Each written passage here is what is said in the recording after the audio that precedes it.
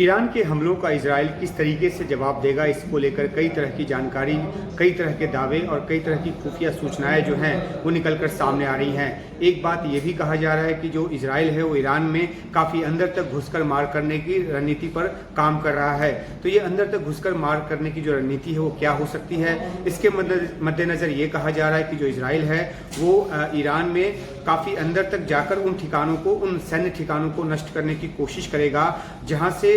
Iran ने missile हमले किए या जहां से ड्रोन हमले किए। इजराइल की जो कोशिश होगी वो ये होगी कि वो ईरान की उस क्षमता को ज़्यादा से ज़्यादा नुकसान पहुंचाए जिसके बूते उसने इस तरह के मिसाइल और ड्रोन हमले किए। और फ्यूचर में जिस तरीके से वो धमकी दे रहा है कि अगर इजराइल ने हमला किया तो वो दोबारा से हमला करेगा और बड़ा हमला करेगा, तो फ्यूचर में इस तरह के हमले ना कर पाए, इसलिए उसकी इस क्षमता को ज़्यादा से ज़्यादा नुकसान पहुंचाने की होगी। तो अंदर तक घुसकर मार करने की जो बात है वो जाहिर सी बात है कि ज़मीनी स्तर पर तो हो नहीं सकती, क्योंकि एक लंबी जो दूरी है वो तय करनी पड़ेगी इजराइल को इसके लिए। और ज़मीनी स्तर पर कोई सैन्य अभियान चलाने की कोई ज़रूरत इजराइल को वहाँ पर है नहीं, क्योंकि जो ईरान से खतरा है वो कई सौ किलोमीटर, तकरीबन 2000 किलोमीटर दूर का खतरा है। और ईरान का जो फायर पावर है, जो हवाई हमले करने की जो क्षमता है, चाहे वो वायुयान के जरिए हो, मिसाइल के जरिए हो, ड्रोन के जरिए हो, उसको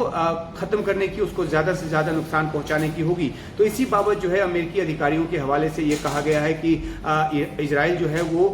ईरान में अंदर तक घुसकर मार करेगा और जाहिर सी बात है कि वो सैन्य ठिकानों पर हमले करेगा। और लेकिन इसकी जद में अगर आम लोग आते हैं, सिविल आबादी जो है वो आती है, तो फिर ये जो मामला है वो बिगड़ सकता है। लेकिन देखना होगा कि क्या इजराइल जो इन रणनीतियों पे काम कर रहा है, वॉर कैबिनेट की बार बार बैठक हो रही है, उसमें तमाम जो प्रॉस एंड कॉन्स है वो देखे जा रहे हैं और उसके बाद एक फैसले लेने की बात की जा रही है। तो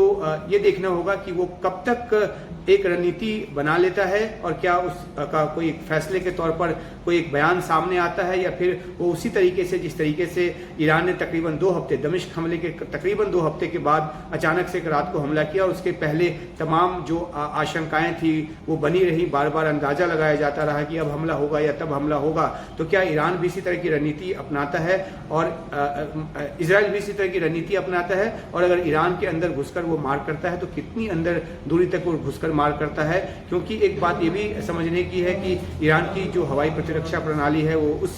स्तर की नहीं है जैसा कि इजराइल की है। तो ऐसे में अगर इजराइल की तरफ से हमला होता है तो वो ईरान के लिए ज़्यादा नुकसानदेह होगा। लेकिन इतना ज़रूर है कि ईरान भी अपने आप को इजराइल के हमले के लिए तैयार कर रहा है, उसकी तरफ से भी बार बार इस तरह के बयान आ रहे हैं।